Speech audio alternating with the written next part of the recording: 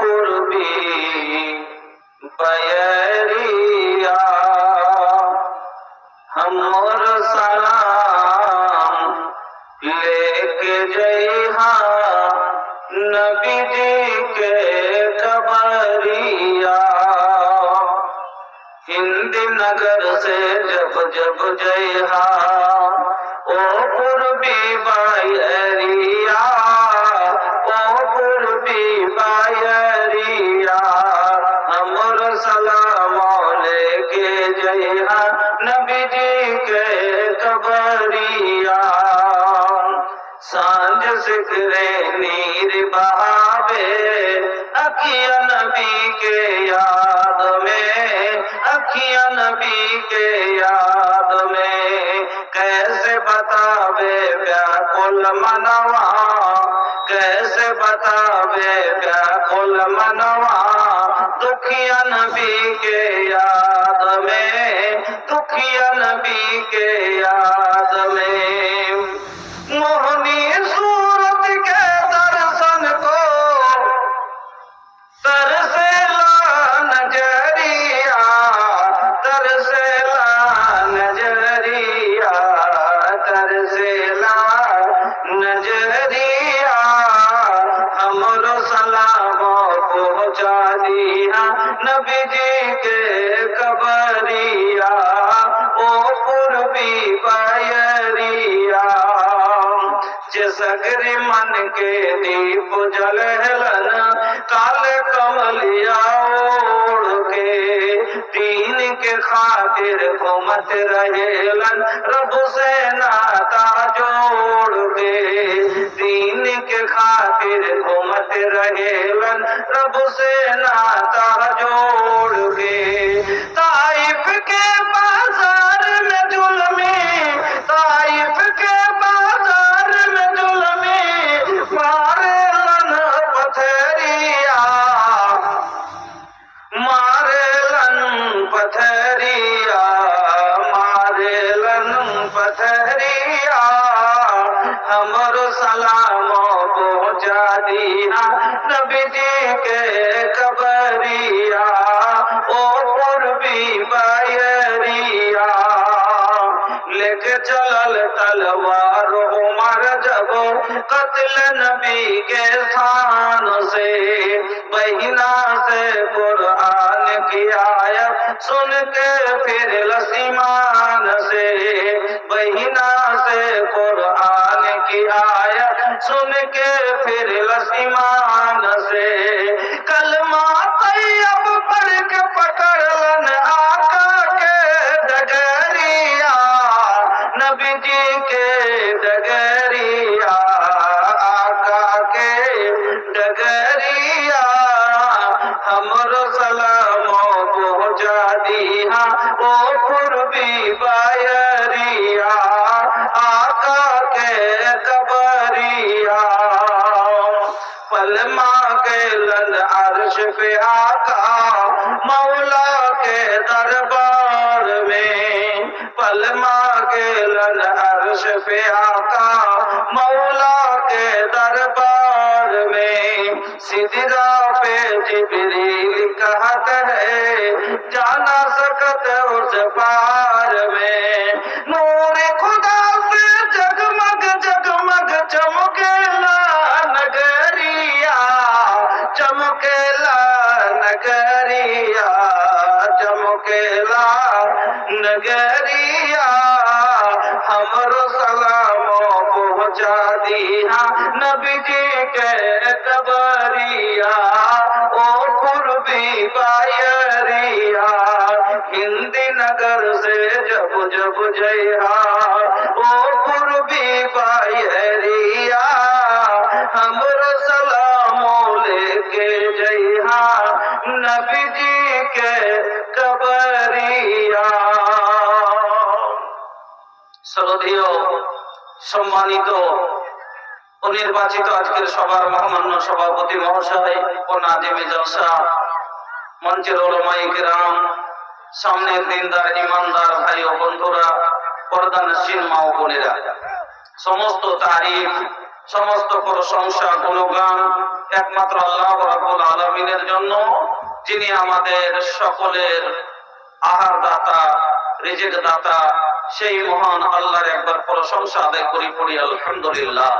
অতঃপর দুরূদ এবং সালাম সমনবিকুলের শিরোমণি নবী মুহাম্মদুর রাসূলুল্লাহ সাল্লাল্লাহু আলাইহি ওয়াসাল্লামের প্রতি শত কোটি শান্তির দ্বারা অবতীর্ণ হোক।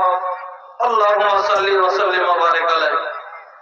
উপস্থিত মুসলিম ভাই ও বোনেরা, আমি আপনাদের সম্মুখে, আপনারা সকলেই জানেন যে এই এলাকাতে প্রায় জায়গাতে আমার মাথায় একটা দায়িত্ব দেওয়া হয়, আর আমি সে দায়িত্বটা বহন করি।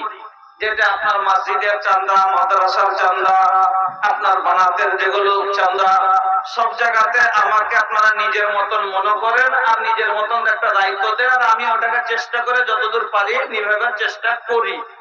যা হোক, এই জন্য আমি কোনো জায়গাতে হয়তো প্রধান বক্তা হিসাবে জলসা করি তো ওয়াজ করতে পাই, কোন জায়গাতে হয়তো মেম্বার বক্তা একজনে কইছে মাওলানা আপনাকে নাকি প্রধান বক্তা বানাবো। বলছি ভাই হাঁকা প্রধান বক্তা বানান, চাই এমএলএ বক্তা বানান, চাই এমপি বক্তা বানান, আমার কোনো যাই আসে না। হ্যাঁ, চাই আপনি মেম্বারই বানিয়ে দেন। তো আজ আমি মেম্বার, আপনার এলাকার লেগে আমি মেম্বার বক্তা, মানে সবারই লেগে আমি। হ্যাঁ, তো যা হোক, আমি আপনাদের সম্মুখে সময় নষ্ট না করে অল্প 10-20 মিনিট আপনার আগাদিকে আলোচনা করব। সেই বিষয়টির নাম হচ্ছে শিক্ষার গুরুত্ব ও মাহাত্ম্য। শিক্ষার গুরুত্ব ও মাহাত্ম্য।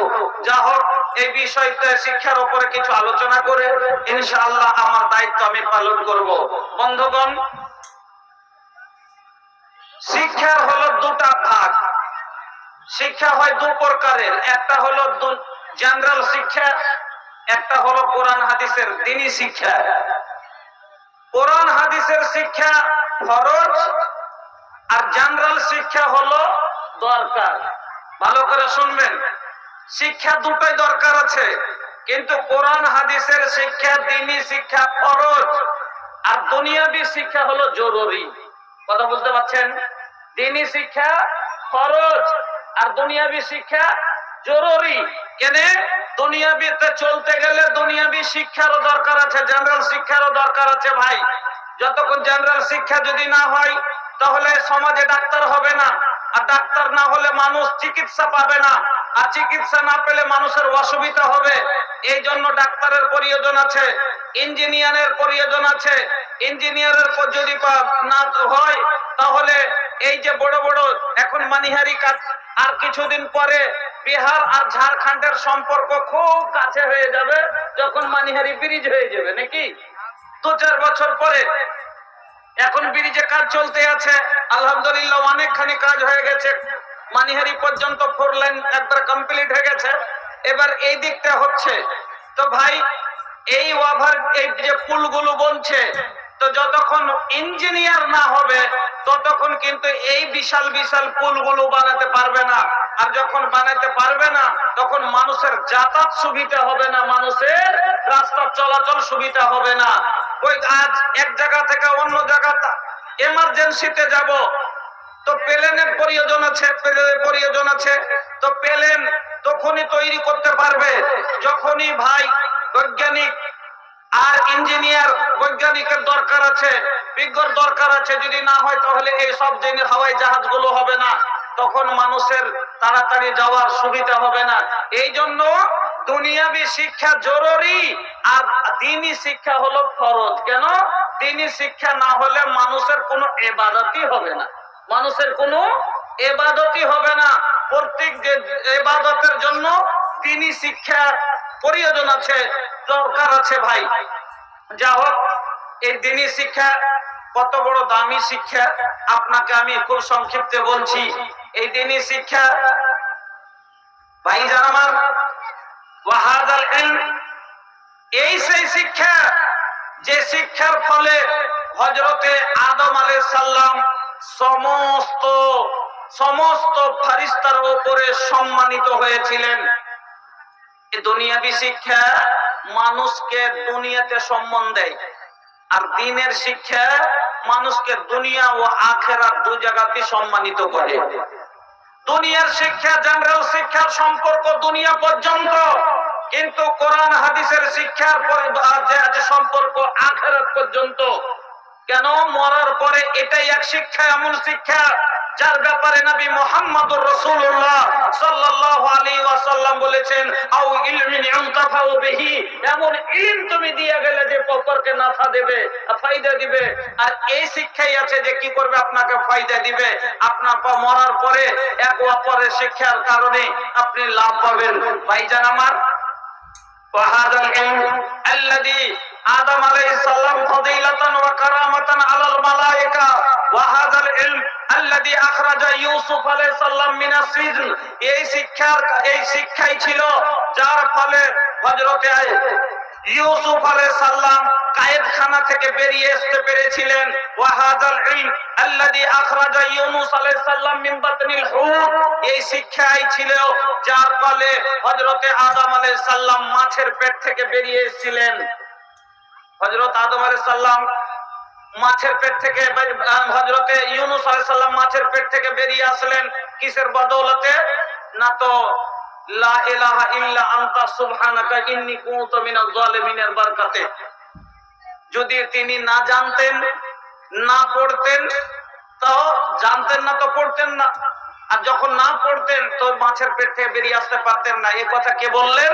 আল্লাহ তাআলা বললেন কি, ফালাউলা আন্নাহু কানা মিনাল মুসাব্বিহিনা লালাবিসা ফি বাতনিহি ইলা ইয়াউমি ইউবাসুন। আল্লাহ রাব্বুল আলামিন বললেন, ফালাউলা আন্নাহু কানা মিনাল মুসাব্বিহিনা, সেদিন যদি ইউনুস এই তাসবিহটা বয়ান না করত, যদি এই দোয়াটা না পড়তো, আমি আল্লাহ ইউনুসকে কিয়ামত পর্যন্ত মাছের পেটে রেখে দিতাম। তাহলে বন্ধু আমার, বুঝতে পারলেন এই দ্বীনি শিক্ষার কত গুরুত্ব আছে। ওয়াহাদাল ইলম আল্লাযী জাআলা আখিরান নবী সাল্লাল্লাহু আলাইহি ওয়াসাল্লাম আকরামুল আম্বিয়া ওয়া আশরাফিহিম, এই শিক্ষাই ছিল বন্ধু যার ফলে আমার নবী সমস্ত আম্বিয়া আলাইহিস সালামের উপরে সম্মানিত হয়েছিলেন। আল্লাহ রাব্বুল আলামিন বললেন সূরা ইকরার ভিতরে, কোরআন আল্লাহর কিতাব, এই কোরআন মাজিদে 114টি সূরা আছে ভাই। 114টি সূরার ভিতরে, এই কোরআনের ভিতরে এমন কোন জিনিস নাই যে মানুষের জীবনে প্রয়োজন আর আল্লাহ দেননি। আমার বন্ধু, কোরআনের ভিতরে একটা মানুষের জীবন থেকে, মার পেট থেকে আসার পর থেকে কবরে যাওয়া পর্যন্ত যা প্রয়োজন আছে সব এই কোরআনের ভিতরে আল্লাহ রাব্বুল আলামিন দিয়ে দিয়েছেন। আপনাকে বলি, একটা উদাহরণ দিয়ে বোঝাচ্ছি, ভালো বুঝবেন। কোরআন যখন আপনি পড়তে শুরু করবেন তো প্রথমে বিসমিল্লাহ পড়বেন। পড়বেন কি পড়বেন না? ए भैया तनी मुंह खोला, कुछ बोला। हाँ हो करा तो हमके भी पता चली के रउआ लोग सुन रहल बानी। কোরআন পড়তে গেলে প্রথমে বিসমিল্লাহ পড়া লাগবে না? লাগবে না? লাগবে। এবার কোরআন যখনই পড়বেন তো সূরা ফাতিহা থেকে শুরু হবে। এটা হলো ইফতিতাহ, এটা হলো শুরুয়াত। কোরআনের ফার্স্ট সূরার নাম কি? সূরাতুল ফাতিহা। এই সূরাটার নাম তাফসীরে বাইজাবিতে আমি পড়েছি 14টা। তাফসীরে বাইজাবিতে আপনারা একটাই নাম জানেন, যার নাম সূরা ফাতিহা, কিন্তু এই সূরাটার নাম আমি তাফসীরে বাইজাবিতে পড়েছি 14টা। এই সূরার নাম হলো সূরা কাফিয়া, এই সূরার নাম হলো সূরা কাফিয়া, এই সূরার নাম হলো সূরাতুস শুকর, এই সূরার নাম হলো সূরাতুদ দুআ, এই সূরার নাম হলো সূরাতুস সালাত, এই সূরার নাম হলো সূরাতুল হামদ, এই সূরার নাম হলো সাবুল মাসানি, এই সূরার নাম হলো সূরাতুস সিফা, এই সূরার নাম হলো সূরাতুস সিফা। এই সূরার ভিতরে আল্লাহ সিফা রেখেছেন। কিসের সিফা আছে এর ভিতরে জানেন? এখন যদি সাপে কামড়ালে একটা লোককে, তো কোথায় নিয়ে যাবেন আপনারা? ডাক্তারের বাড়ি। ডাক্তারের বাড়ি নিয়ে যা দুটা অ্যান্টি জাহার দিবে, দুটা অ্যান্টি জাহার দিবে। আল্লাহর জমিনে এমন এমন সাপ আছে যে কত বিষাক্ত। এই 2 মাস আগে আমার একটা ভাগ্নে 20 বছরের বয়স মারা গেল সাপে কামড়ে। ওকে দংশন করেছিল এই আইলবাড়া না বহিরা বুড়ি একটা সাপ হয় না, ওই সাপটাতে ওইটা সাপে কামড়ালে ওর সাথে সাথে 15টা এন্টিজার লাগে। ওর বিষ আল্লাহ কত করেছে যে 5 মিনিটে বেহুশ, 8 ঘন্টাতে ব্লিডিং শুরু মুখ দিয়ে। কত জাহার আল্লাহ ওকে একটা সামান্য একটা মখলুক আল্লাহ দিয়েছে সাপটাকে, যে 15টা খালি জহরের ইনজেকশন করতে হয় উল্টোকে কাটাবের লেগে, জহর বিষকে কাটাবের লেগে। কিন্তু এই জাহারও সূরা ফাতিহা নামাইতে পারবে, কাটতে পারবে। তার ভিতরে এই ক্ষমতা আল্লাহ রাব্বুল আলামিন দিয়েছেন। আল্লাহ রাসূলের জামানায় এক ইহুদিকে বিষাক্ত জিনিসে দংশন করে নিয়েছে, বিষাক্ত জিনিসে দংশন করেছে। আলহামদুলিল্লাহ জেহালাত অনেক মাদ্রাসা হওয়াতে জেহালাত মানুষের ভিতর থেকে অনেকটা দূর হয়েছে। আজ থেকে 5 বছর 7 বছর আগে 10 বছর আগে দেখতাম মানুষ কত কি ওঝা গুণীকে ডেকে বিষ নামিয়ে নিত, ওঝা গুণীকে ডেকে ডেকে বিষ নামাইতো। আর ওগুলো শরিয়াতে একবারে না যায়। কেমন? কেন ওদের দুয়াটা আমি একটা মুখস্থ করে রেখেছি। কি বললে নামাজ হলো, বিষ নামাজ হলো। শরিয়ত বলছে সূরা ফাতিহা, আর ওর দোয়া ছিল কি জানেন? আমি নিজের কানে শুনে মনে করে রেখেছি ছোট থেকে এখন পর্যন্ত। কি দোয়া পড়ছিল জানেন? এটা দোয়া আপনারা নিজে একবার চিন্তা করেন। আর এটা বলা যাবে কইছে একটা দেখেছি বিষ লেগে গেছে একটা লোককে, তো একটা ছোট্ট করে মাটির গাড়া খুঁড়েছে আর খুঁড়াতে দুধ আর পানি দিয়েছে আর 3-4টা পান পাতা দিয়েছে আর দিয়ে লোকটাকে বসিয়ে দিয়েছে আর দিয়ে দোয়া পড়ছে আর ফুম দিচ্ছে। কি দোয়াটা বলছে? দুধ দিলাম, চিনি দিলাম, আরো দিলাম লাউয়া রে। লাউয়া বুঝেন কি? চুল কাটা লাউয়া লয় হে ভাই। ধানের খইকে বলে লাউয়া। ধানের খই যে হয় ওই খই গেলা দুধে ছিটাইছে আর দুধ, এটা ওর দোয়া পড়িছে কি? দুধ দিলাম, চিনি দিলাম, আরো দিলাম লাউয়া রে, বিষ নামিলো রে দুধের পই করে। বলেন এটা দোয়া বলা যাবে? যাবে না। তবে কত অজ্ঞ ছিল মানুষ। আলহামদুলিল্লাহ মানুষের ভিতরে আর জাগরুক এসেছে। কেন? জেনারেল শিক্ষিত হয়েছে, ইসলামিক শিক্ষিত হয়েছে, দুই দিক থেকে শিক্ষার হার বেড়েছে। আর ইহুদির আল্লাহর রাসূলের জামানায় এক ইহুদিকে বিষাক্ত সাপে দংশন করেছে, কেউ বিষ নামাতে পারে না।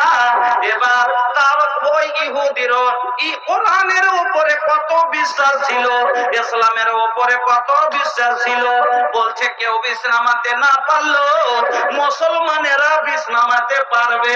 চলে এক সাহাবীর কাছে চলে গেল, যাওয়ার পরে বলছে চলো আমাদের সর্দারকে বিষাক্ত সর্পে দংশন করেছে, একটু তুমি বিষটা নামিয়ে দাও। এই লোক চলে গেলেন আর যাওয়ার পরে বিষ নামিয়ে দিলেন। বিষ কিন্তু তিনি বলছেন ঠিক আছে ভাই বিষ নামিয়ে দেবো, কিন্তু বিনা মজদুরিতে কাজ করবো না। কি এবার জান যখন মানুষের হলকে চলে আসার পথে গোটা দুনিয়া চাহেন তোর বাপের মেয়ে যদি আমার লয় তবে লিখে দিতে তাইয়ে দিবে। হ্যাঁ ওর জান যেছে এবার বাজবার লেগে তখন কইছে কি যে যা চাবি তাই দিব, কি নিবি? কইছে বকরি নিব এতটি। মেনে নিলেন 40টা, যে এতটি বকরি নিব, তাও কইছে হ্যাঁ দিয়ে দেবো কিন্তু তুই বাঁচা। এবার ফুঁক দিতে শুরু করে দিলেন। কি বলে ফুঁক দিয়েছিলেন? সূরাতুল ফাতিহা। এটা হলো সূরাতুস শিফা। এই সূরা পড়ে ফু দিলে বিষ নেমে গেল। এবার বকরি নিয়ে চলে এসেছে। আসার পরে সবাই মেয়ে ওরা কয়েকজন ছিল, বলছে চল ভাগ পার। বলছে না রে ভাই লিয়ে তো লিনু, কিন্তু লেওয়াটা ঠিক হইলো কি হইলো না আল্লাহ রাসূলের কাছে আগে চল জিজ্ঞাসা করব। যদি বলেন যে হ্যাঁ ঠিক আছে তাইলে ভাগ করবো, না তো ঘুরিয়ে দেবো।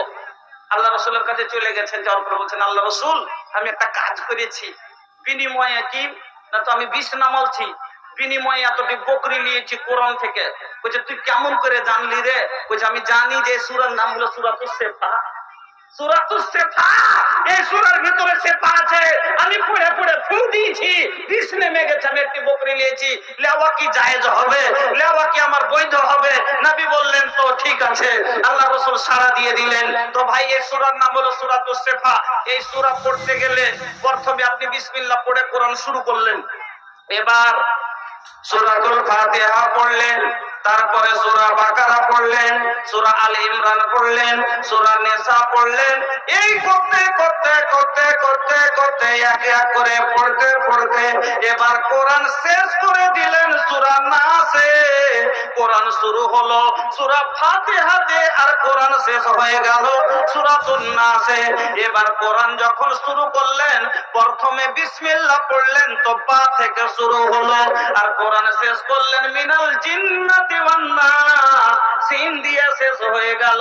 তাইলে প্রথমে বা আর লাস্টে সিন, বা আর স দুটাকে যদি এক করি কি হবে?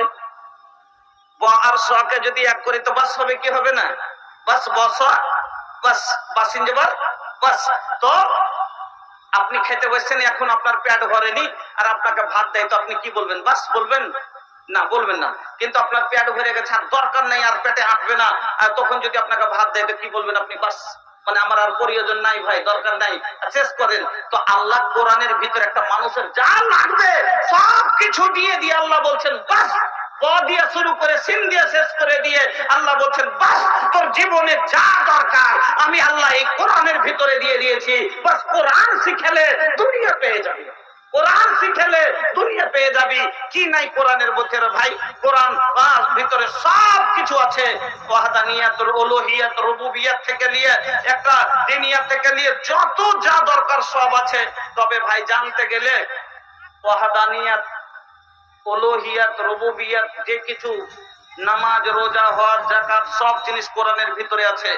কিন্তু ভাই সব কথা আল্লাহ পরে বললেন, সব থেকে আগে ইকরা কথা কেন বললেন? ইকরা মানে পড়ো, পড়ার কথা কেন আল্লাহ রাব্বুল আলামিন বললেন? এই জন্য আপনি নামাজ পড়বেন, এবার নামাজ পড়তে গেলে ওযু করা লাগবে, আর ওযু করতে গেলে ওযুর দোয়া জানতে হবে, ওযুর দোয়া শিখতে হবে।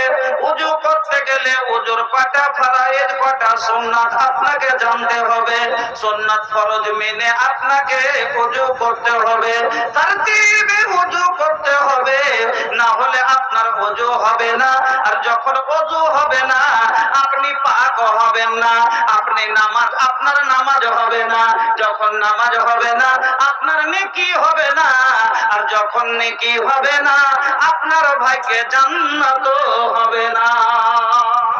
ওযু না হলে পাক হবে না, পাক না হলে নামাজ হবে না, আর নামাজ না হলে নেকি হবে না, আর নেকি না হলে ভাগ্যে জান্নাত হবে না।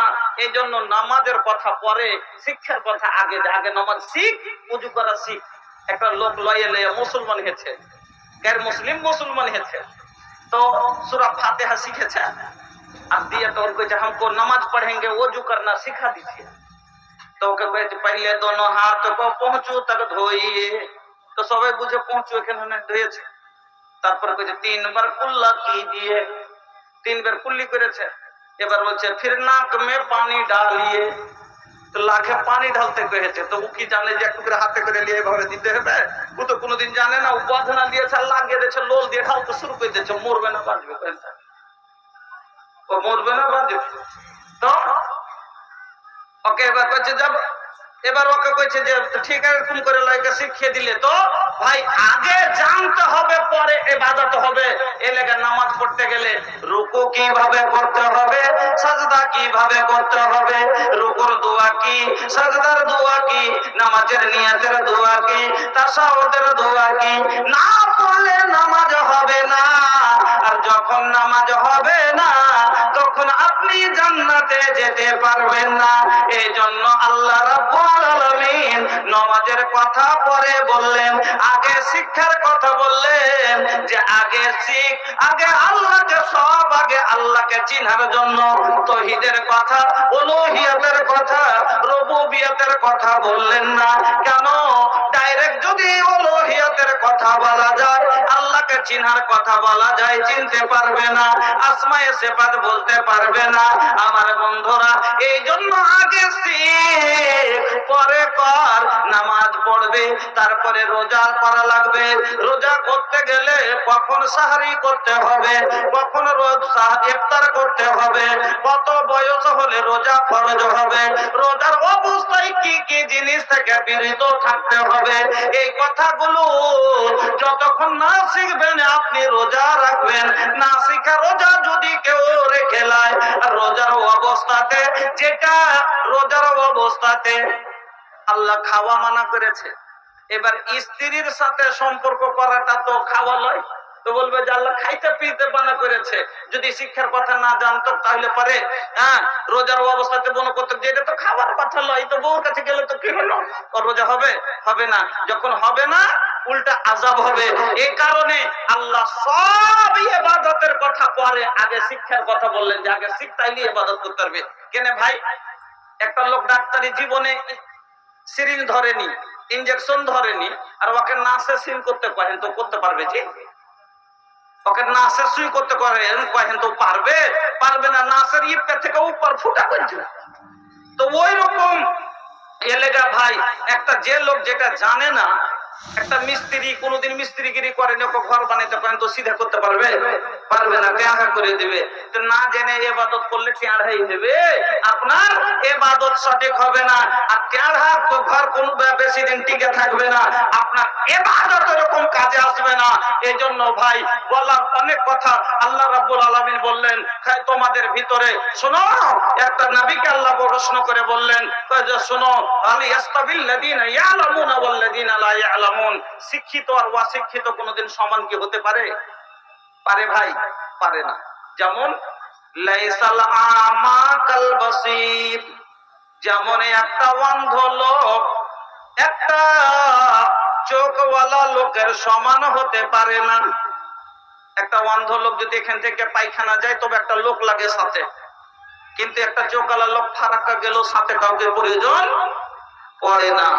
ওরকমই একটা অন্ধ লোকের একটা চোখওয়ালা লোক হলো যারা শিক্ষিত, আর যারা অশিক্ষিত তারা হলো অন্ধ লোক। কেন? অন্ধ যেমন কাঁটা থেকে বাঁচতে চাইলো বাঁচতে পারে না, গর্ত থেকে বাঁচতে চাইলো বাঁচতে পারে না, রাস্তাঘাটের নোংরা থেকে বাঁচতে চাইলো বাঁচতে পারে না, ওরকমই অন্ধ লোক গুনহা থেকে বাঁচতে চাইলো বাঁচতে পারে না। তার কারণ গুনহা, অশিক্ষিত লোক গুনহা বুঝতে পারে না, তো বাঁচবে কি করে ভাই? অন্ধ লোক দেখতে পাই না, তো কি করে বাঁচবে গোবর থেকে আর পায়খানা থেকে? ওই রকমই অশিক্ষিত লোক, ও তো দেখতে পাই না শরিয়া, তাহলে ও বাঁচবে কি করে? এই জন্য ভাই আল্লাহ রাব্বুল আলামিন সর্বপ্রথম শিক্ষার কথা বললেন। ভাইজান আমার, বলার অনেক কথা, তবে শিক্ষার ভিতরে নর নারী দুইজনকে আল্লাহ রাসূল বললেন যে আছে সবারই উপরে তালাবুল ইলমে ফরিজাতুন আলা কুল্লি মুসলিম, প্রত্যেক মুসলমান নর নারীর জন্য দ্বীনি শিক্ষা ফরজ। কেন ভাই? পুরুষও নামাজ পড়বে, মহিলাও নামাজ পড়বে, পুরুষও নামাজ পড়বে, মহিলা, যেটা পুরুষের উপরে ফরজ মহিলার উপরও ফরজ আছে। এজন্য ভাই এখানে যেমন বেটা ছেলের মাদ্রাসার প্রয়োজন, ওরকমই মেয়ে ছেলের মাদ্রাসার প্রয়োজন আছে। একটা ছেলে তো নিজে একাই শিক্ষিত হয়, কিন্তু একটা মেয়ে শিক্ষিত হলে পুরো পরিবার শিক্ষিত হয়, পুরো পরিবার। কেন ভাই? প্রত্যেকটা বাচ্চা তার মায়ের বেশি অনুসরণ করে। এলেগে মা যদি শিক্ষিত হয়, বাড়ির ফ্যামিলি শিক্ষিত। এই জন্য ভাইয়ের আমার, এই মাদ্রাসা আপনারা অনেক ভালোবাসেন, আলহামদুলিল্লাহ। অল্প ৩-৪ বছরের ভিতরে আপনারা যেভাবে মদত করেছেন, আর নাজমে আলম ভাইয়ের মেহনত এতখানি, এই ৪ বছরে এতখানি কাজ সবারই পক্ষে সম্ভব নয়। আজকে মাদ্রাসাতে আছি, মাদ্রাসাতে গেলাম, মাদ্রাসা দেখলাম, মাদ্রাসা দেখে মনটা ভরে গেল। 50টা মেয়ে এখন বোর্ডিং এ বর্তমানে ওখানে, আলহামদুলিল্লাহ 50টা মেয়ে এখন পর্যন্ত ওখানে দার্স নিচ্ছে, শিক্ষা নিচ্ছে, আলহামদুলিল্লাহ। আর সামনে আরো 50টা বাড়াবার ইরাদা আছে। এই জন্য 2টা রুম এখন ওপরে চলছে কাজ, লিল্টন পর্যন্ত হয়ে গেছে, লিল্টন পর্যন্ত হয়ে গেছে। এখন ছাদটা করতে হবে। আচ্ছা, 140টা ছেলে মেয়ে টোটাল আছে, তার ভিতরে বোর্ডিং এ হোস্টেলে আছে 50টা পার্সেন্ট যারা থাকে ওখানে, আলহামদুলিল্লাহ। 50টা মা শিক্ষিত হওয়া মানে কি? এলাকা শিক্ষিত হয়ে যাওয়া, আলহামদুলিল্লাহ। ভাই জানা, এগুলা কার বেটি? আপনারই বেটি, না হলে আপনার বাড়ির বহু, কাউরির বাড়ির বেটি, কালকে আপনার বাড়ির বৌমা হতে পারে, আপনার পরিবারকে নষ্ট যে আলো দিবে। আমার বন্ধুরা, এই মাদ্রাসার এখন ওপরে দুটা রুম হয়েছে, লিল্টন পর্যন্ত হয়ে গেছে। এখন এতে ছাদ দিতে হবে। এবার এই ছাদে আলহামদুলিল্লাহ আপনারা যেমন গত বছরের আগে বছর আপনারা যেইভাবে মদত করেছিলেন, এখানে দুটা রুমে প্রথম কথা দুটা কেওয়াল লাগবে। এর আগে আপনারা দিয়েছিলেন তো, হ্যাঁ। এবার মাত্র 4টা জানালা লাগবে আর দুটা দরজা লাগবে। সর্বপ্রথম আমি চাইব যে প্রথম এই দরজা আর জান্নাতের দরজা খোলার জন্য, জাহান্নামের দরজা বন্ধ করার জন্য, এই মাদ্রাসার জন্য আপনার দুটো দরজার প্রয়োজন। সর্বপ্রথম কোন আল্লাহওয়ালা কোন ভাইজান সাদকায়ে জারিয়া হিসাবে একটা দরজা আপনি দিয়ে দিবেন। একটা দরজাতে কত লেগেছিল মাওলানা এর আগে জ্বালিয়েছিলেন? 5,000 টাকা। সস্তা গেলে তেলে লাগালছেন। দেখো এই টুটি এগুলো দরজা লাগালছে মাত্র 5,000 টাকা করে। দুটা লোক আল্লাহর ওয়াস্তে দাঁড়ান যে দুটা দরজা করে দেন। ইউসুফ আলী, হ্যাঁ এটাই নাকি ইউসুফ আলী আপনার আব্বা?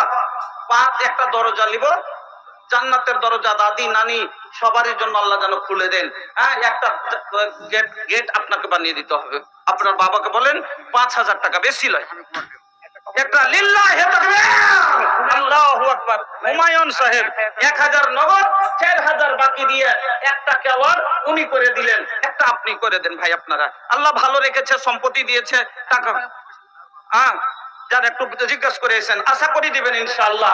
তবে ভাই 4টা জ্বালানা 4,000 করে লেগেছিল নাকি? 5,000 করে জ্বালানা তো 5,000 লেগেছে। 5,000 করে 4টা জ্বালানা লাগবে ভাই। আল্লাহর ওয়াস্তে একটু চটচট করে আপনারা সময়টাকে নষ্ট করিয়েন না। এই মাদ্রাসা এত কম সময়তে এত তারাক্কি করেছে আপনার টাকাতে, আলহামদুলিল্লাহ। এত নিরিবিলি জায়গাতে আছে যে মেয়েরা এত সুন্দর ভাবে তৈরি হচ্ছে, আলহামদুলিল্লাহ। ভাইজান আমার নাজমে আলম ভাই এত কম সময়তে যা করেছে 10 বছরও কেউ করতে পারে না। এর মানে হলো যে উনার মেহনত খুব আছে আর আপনাদের এলাকার সহযোগিতা আছে, আলহামদুলিল্লাহ। আলমগীরের মা স্বামীর নামে 1300 টাকা। আলমগীরের মা স্বামীর নামে 1300 টাকা। সর্বপ্রথম রাস্তাতেই একটা দানের এলান। আবু বাকার সাহেব অসুস্থ আছেন, উনি একটা ফ্যান, দুটো ফ্যান দেওয়ার জন্য উনি ওখান থেকে ফোন করেছেন যে আমার জন্য মোল্লাকে বললেন একটু দোয়া করবে, একটু ওনাকে সবাই মিলে দোয়া দেন তো। বলেন আল্লাহুম্মা আসফি আবি বকর, আল্লাহুম্মা আসফি আবি বকর, আল্লাহুম্মা আসফি আবি বকর, আসালুল্লাহাল আযীম রব্বুল আরশিল আযীম আইয়াসফিয়াহু ইয়া সাফিয়াল মারিদ ফাসফি মারিদানা আল্লাহুম্মা আনতাল মুসতারিদ আযহিবিল বাস রব্বানা ইসফি আনতা সাফি লা শিফা ইল্লা শিফাউকা শিফান লা ইউগাদিরু সাকামা লা বাসাতু হুরুন ইনশাআল্লাহ। তাহসিন নানির নামে, তাহসিন নানির নামে 80,000 টাকা। নানি মারা গেছে, নানি মারা গেছে, একটা জ্বালানা নানির জন্য করে দিলেন। লিল্লাহি তাকবীর, আলহামদুলিল্লাহ। ভাই সুমাত আলহামদুলিল্লাহ। ভাইজান নানির কবরে জ্বালানা নাই, নানি মারা গেছে, এমন ঘরে শুয়ে আছে যেই ঘরে ভাই একটা জ্বালানা দরজা কিছু নাই, যেই ঘরে নিরাপত্তার ঘর নয়। জানেন ওই ঘরের ব্যাপারে, আপনার ঘরে যদি এখন একটা ঘরে শুয়ে আছেন, আপনার বিছানায় যদি একটা সামান্য ছোট সাপের বাচ্চা উঠে যায়, আপনি চিৎকার করে ঘর থেকে বেরিয়ে যাবেন।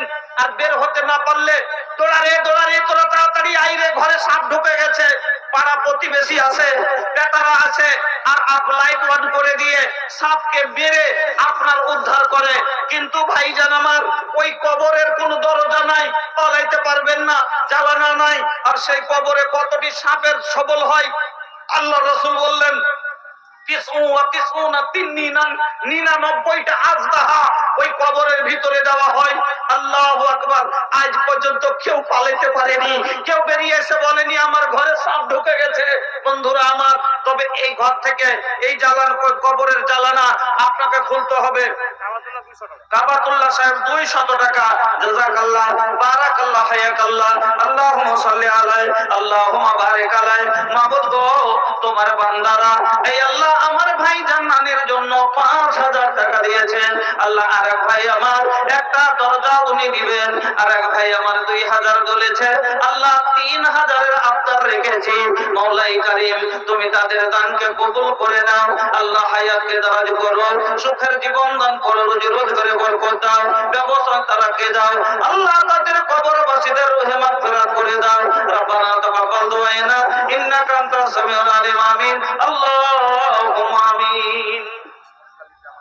মুরসালিন জামালপুর থেকে 500 টাকা, ইব্রাহিম ভোলাই 1000 টাকা, হাবিবুর রহমান সাহেব 1000 টাকা, আচ্ছা মুখলিসুর রহমান আধার কোটা 2000 টাকা, ওয়াসিম মাতা পিতার নামে 500 টাকা, রাইহান আধার কোটা 500 টাকা, শরীফ আধার কোটা 400 টাকা, মাহমুদ আলম সিরকুন থেকে 500 টাকা, আসলাম চাঁদ ঘাট থেকে 500 টাকা, বেনামি 500 টাকা, বেনামিতে 1000 টাকা, আকমাল হোসেন সাহেব 700 টাকা, তাজামুল হক সাহেব 1000 টাকা, আব্দুল হাকিম সাহেব 500 টাকা, হাবিবুর রহমান সাহেব জামালপুর থেকে 500 টাকা, মোহাম্মদ আকসের সাহেব 200 টাকা, আকমাল হোসেন সাহেব 1000 টাকা, খাদওয়ালা 1000 টাকা, আলহামদুলিল্লাহ। বেনামি 500 টাকা, ফিরোজ আলম 1000 টাকা, বেনামি 100 করে অনেকজন দিয়েছেন।